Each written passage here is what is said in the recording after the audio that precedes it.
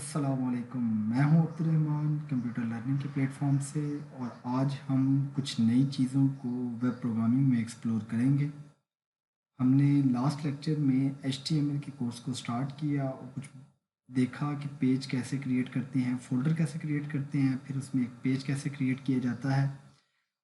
अब इस वक्त सेकंड लेक्चर में जब आप भी काम करके फ्री होंगे और सिस्टम को ऑफ़ किया और दोबारा ऑन किया सपोज़, और अब ये प्रॉब्लम आ सकता है कि जब आप फ़ोल्डर को ओपन करेंगे तो अब आपने वो टेक्स्ट एडिटर कैसे ओपन करना है।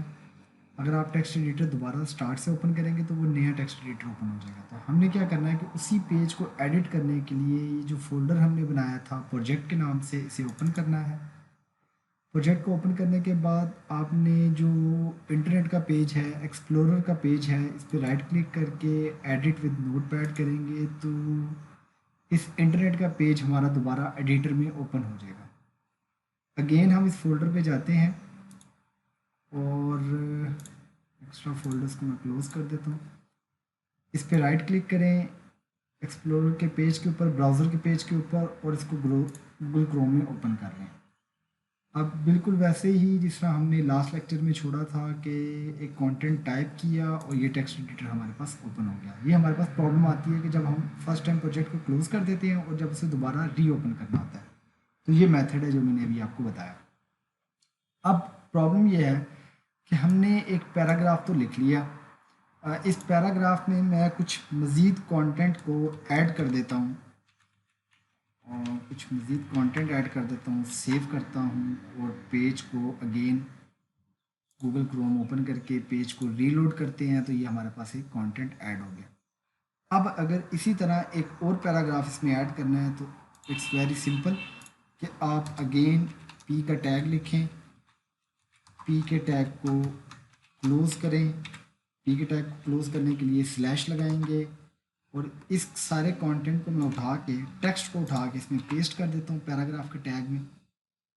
और फाइल पे जाएं, फाइल पे जाके इसको सेव करें, ब्राउज़र पे जाएं, इस पेज को रिफ़्रेश करें और सेकंड पैराग्राफ भी आपके पास अवेलेबल होगा। इस तरह जितने भी पैराग्राफ्स होंगे वो सारे के सारे आप पी का टैग स्टार्ट करेंगे, क्लोज़ करेंगे और पैराग्राफ ऐड करते चले जाएंगे।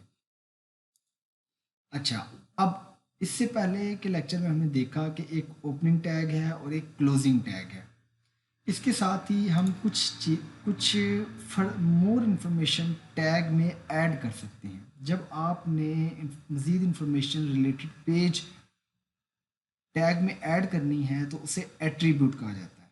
अब एट्रीब्यूट क्या होता है? वो फर्दर टैग को एक्सप्लेन करता है। जैसे हम ये चाहते हैं कि ये जो ब्राउज़र का पेज है, इस पूरे पेज का कलर येलो हो जाए सपोज, और जो टेक्स्ट है उसका कलर रेड हो जाए। मतलब कि हम जितने भी नंबर ऑफ़ पैराग्राफ्स पेज के ऊपर अवेलेबल हैं उन सब का कलर रेड हो जाए और जो पेज का कलर है वो येलो कर दिया जाए।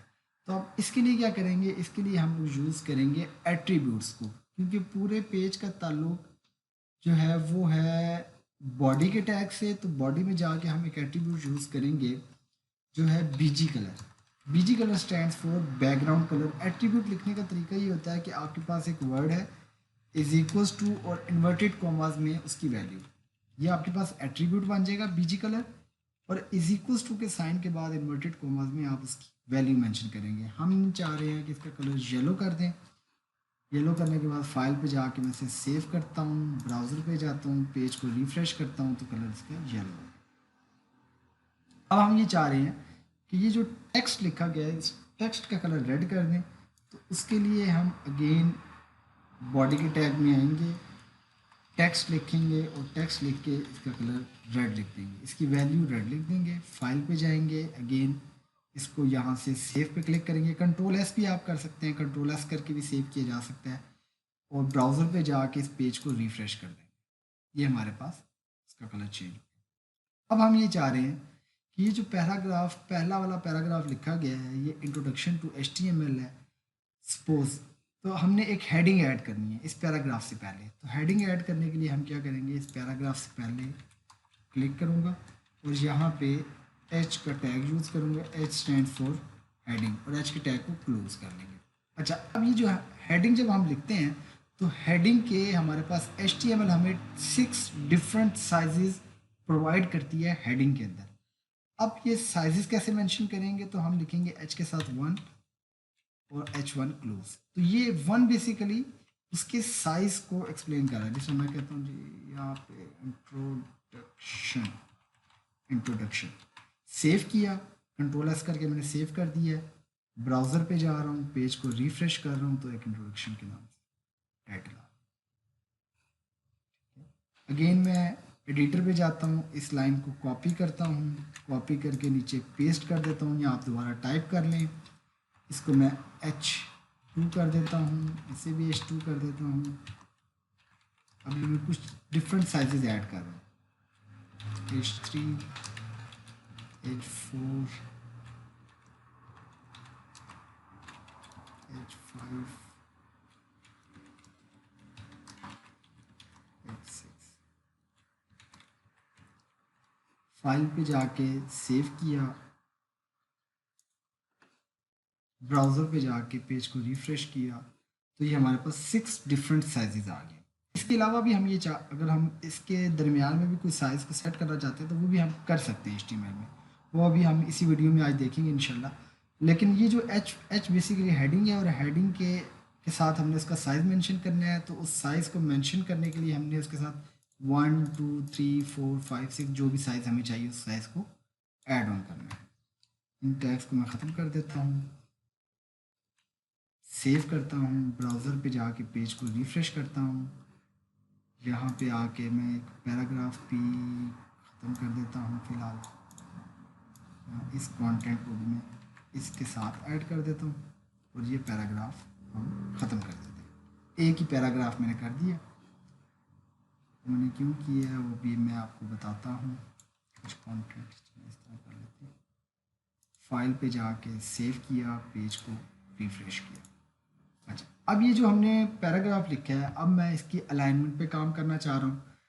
तो क्योंकि इस पैराग्राफ के ऊपर फर्दर मैं इसकी अलाइन सेट करना चाह रहा हूँ, तो अलाइन सेट करने के लिए जो भी हम लिखेंगे इस पैराग्राफ के P के टैग के अंदर लिखेंगे और एक स्पेस ऐड करेंगे।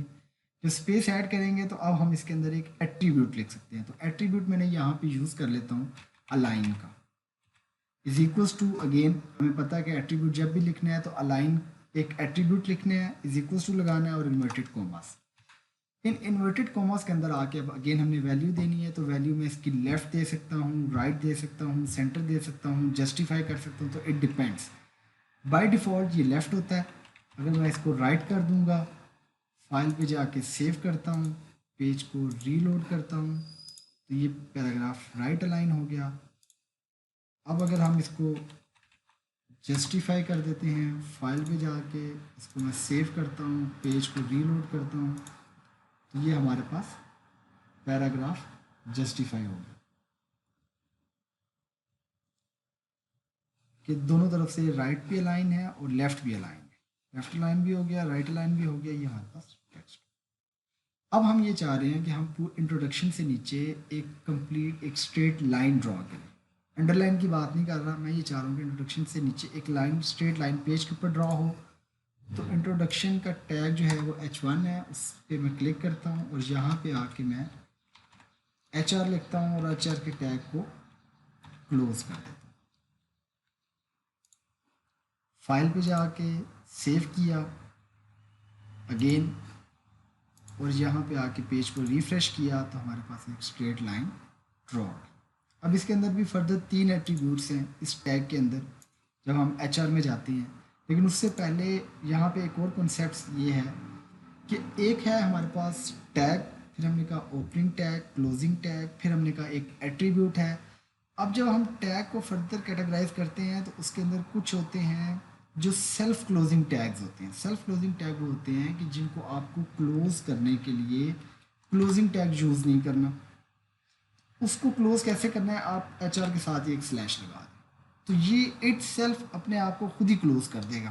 तो ऐसे टैग जो खुद को क्लोज कर दे उसको हम कहते हैं ये सेल्फ क्लोजिंग टैग है। उसकी वजह क्या, अब ये सेल्फ क्लोजिंग टैग इंट्रोड्यूस इसलिए कराए गए कि अगर हम इसको HR को इस तरह भी क्लोज करें तो कोई इशू नहीं आ रहा, जिस तरह अभी हमने पेज को रन करके भी देखा। तो असल में ये जो ओपनिंग और क्लोजिंग टैग का कंसेप्ट ये है कि इसके दरमियान में कुछ यूज़र डिफाइंड कंटेंट आता है। अब एच आर तो एक स्ट्रेट लाइन है और लाइन के ऊपर तो कुछ भी ड्रॉ होना नहीं है, तो इसलिए ऐसा टैग जो जिसके दरमियान में कोई कंटेंट नहीं है, तो ऐसे टैग को हम उसके लिए उन्होंने क्या यूज़ किया है, सेल्फ क्लोजिंग टैग यूज़ कर दिए जो डिज़ाइन कर दिए गए। तो यहाँ पे भी अगर स्लैश लगा देंगे तो ये सेल्फ क्लोजिंग टैग है। फाइल पे जाके सेव किया, पेज को रिफ्रेश किया। फिर भी अगर आपको कोई कन्फ्यूजन है इसमें तो आप कमेंट सेक्शन में इससे रिलेटेड क्वेश्चन कर सकते हैं। अगेन हम एच आर में आते हैं, यहाँ पे स्पेस ऐड करते हैं। जब स्पेस ऐड करेंगे तो इसका मतलब है कि मैं एट्रीब्यूट लिखने लगा हूँ, तो यहाँ पे हम एट्रीब्यूट लिख लेते हैं सबसे पहले विड्थ का। इसकी विड्थ कम कर दो, is equals to inverted commas 500 pixel. इसकी मैंने विड्थ सेट कर दी, फाइल पे गया, सेव किया और ब्राउज़र पे जाके पेज को रिफ़्रेश किया, तो यहाँ पे हमारे पास 500 पिक्सल की एक लाइन ड्रॉ हो गई। अब अगर आपने इसकी हाइट इंक्रीज़ करनी है तो हाइट इंक्रीज़ करने के लिए इसके अंदर सेकंड एट्रीब्यूट है साइज़ का, और इन्वर्टेड कोमास में मैं लिख देता हूँ 5 पिक्सल। फाइल पे जाके सेव किया, यहाँ पे आके मैं पेज को रिफ़्रेश करता हूँ, ये हमारे पास एक लाइन की विड्थ इंक्रीज़ होगी। अब नेक्स्ट स्टेप में मैं ये करता हूँ कि इसका कलर चेंज करता हूँ। तो कलर का एट्रीब्यूट लिखा और इसका कलर मैंने कर दिया रेड। फाइल पे जाके सेव किया, पेज को रिफ्रेश किया। शार्प कलर इसलिए यूज़ करने का पर्पज़ ये है कि आपको बेसिक आइडिया हो रहा हो कि कलर्स चेंज हो रहे हैं। और वैसे तो हम डिसेंट कलर्स यूज़ करते हैं पेज का लेआउट डिज़ाइन करने के लिए, लेकिन इट डिपेंड्स कि आपने समटाइम्स की चीज़ों को हाईलाइट करना होता है, तो इस तरह के शार्प कलर्स भी पेजेस के अंदर, वेब पेजेस के अंदर यूज़ किए जाते हैं। तो ये हमने एक टैग देखा और उसके कुछ फर्दर एच आर के एट्रीब्यूट्स देख लिए। फाइल को सेव किया और यहाँ पे आके रीलोड कर दिया। अगेन अब हम ये चाह रहे हैं कि ये जो HTML पेज, ये वाला जो HTML पेज लिखा हुआ है, ये कोई भी कंटेंट इसके अंदर लिखा है, उसका हम फर्दर उस स्पेसिफिक टेक्स्ट का कलर चेंज करना चाहते हैं। तो जब इस तरह की सिचुएशन होगी तो फिर हम यहाँ पे हमारे पास एक टैग अवेलेबल है जिसमें मैं इसको कलर चेंज करना चाह रहा हूँ, वहाँ पे आप क्लिक करें और font tag with in tag हम यूज़ कर रहे हैं। तो हमने यहाँ पे आके फ़ॉन्ट का टैग, मतलब पैराग्राफ का टैग है हमारे पास ये, और इस टैग के अंदर हमने कंटेंट में फिर एक टैग फ़ॉन्ट का टैग यूज़ कर लिया। और फ़ॉन्ट के टैग को हमने कहाँ तक इम्प्लीमेंट करना है, तो उस टैग को हम यहाँ पे इम्प्लीमेंट करते हैं। फ़ॉन्ट लिखा, फाइल को सेव किया, पेज को रिफ्रेश किया, तो बाय डिफ़ॉल्ट फ़ॉन्ट का टैग खुद कुछ नहीं कर रहा। जैसे पी का टैग कुछ कंटेंट ऐड कर सकता है, हेडिंग का टैग कुछ हेडिंग ऐड कर सकता है, एच आर का टैग एक लाइन ड्रॉ कर सकता है। तो फ़ॉन्ट का टैग यहाँ पे इटसेल्फ कुछ नहीं कर रहा, मगर इसके एट्रीब्यूट्स बहुत कुछ कर रहे हैं। जैसे इसका जो पहला एट्रीब्यूट है वो है कलर, और कलर मैं इसको कह देता हूँ कि कलर इसका कर दो ग्रे। फाइल पे जाके सेव किया, पेज को रिफ्रेश किया, तो ये कलर इसका ग्रे हो गया। ज़ूम कर देता हूँ ताकि एक आइडिया हो जाए। ये देखिए, ये पेज, इस HTML का सिर्फ कलर जो है ना, HTML पेज का, ये कलर इसने चेंज कर दिया। अब अगर आपने इसका साइज़ चेंज करना है इस स्पेसिफिक फ़ॉन्ट का, तो यहाँ पे हमारे पास मज़ीद एक एट्रीब्यूट है, थोड़ा सा मैं जूम आउट करता हूँ, और वो है साइज़ का एट्रीब्यूट, और मैं कहता हूँ 12 पिक्सल्स का। पिक्सल्स का आपने यूनिट यूज़ करना है, कंपलसरी है। सेव किया, पेज को रिफ्रेश किया, तो ये आपके पास फ़ॉन्ट साइज। कंपलसरी से मुराद ये है कि अगर आप पिक्सल नहीं भी लिखेंगे तो बाय डिफ़ॉल्ट ये पिक्सल ले लेगा, लेकिन अभी से आपने इसकी हैबिट बनानी है, क्योंकि फ़र्दर जब हम मज़ीद लैंग्वेजेस को ऐड ऑन करते हैं तो अभी से आपकी अगर प्रैक्टिस हुई होगी और वो यूनिट्स ऐड करने की आदत होगी तो वो आगे भी आसानी से आप यूज़ करेंगे उसी प्रैक्टिस की वजह से, और स्टैंडर्ड्स भी आपके पास मेंटेन होना शुरू हो जाएंगे। नेक्स्ट इसके अंदर है फेस। फेस बेसिकली क्या करता है कि फेस आपके पास उस टेक्स्ट की फैमिली को डिफाइन करता है। जैसे हम MS वर्ड में उसको एरियल कर देते हैं, टाइम्स न्यू रोमन कर देते हैं, इस तरह के डिफरेंट फैमिलीज़ यूज़ करते हैं। तो यहाँ पे आपने फेस का एट्रीब्यूट यूज़ करना है और इसमें आपने इसकी फैमिली बता देनी है। मैंने वरदाना लिख दिया, फाइल पे गया, फाइल पे जाकर सेव किया, पेज को रिफ़्रेश किया, तो इसकी फैमिली चेंज हो गई। बात समझ? इसकी इस स्पेसिफिक फ़ॉन्ट की फैमिली चेंज होगी। तो आज के हमने इस लेक्चर में कुछ नई चीज़ों को एक्सप्लोर किया कि हम हेडिंग्स कैसे ऐड कर सकते हैं, हेडिंग के साइजेस क्या होते हैं, एट्रीब्यूट्स क्या होते हैं, इसके साथ हम लोग फ़ॉन्ट के टैग को कैसे यूज़ कर सकते हैं, पेज का कलर कैसे चेंज कर सकते हैं, और जब हमने एक प्रोजेक्ट ऑलरेडी डेवलप हो और उसे ओपन करना हो तो वो हमने वीडियो के स्टार्ट में देखा कि उस डेवलप्ड प्रोजेक्ट को कैसे हम नोटपैड के अंदर ओपन करेंगे, HTML डेवलप्ड प्रोजेक्ट को। इंशाल्लाह हम नेक्स्ट क्लास में कुछ मज़ीद नई चीज़ों को लेकर आएंगे। हमारे चैनल को लाइक करना, सब्सक्राइब करना और वीडियोस को शेयर करना मत भूलिए।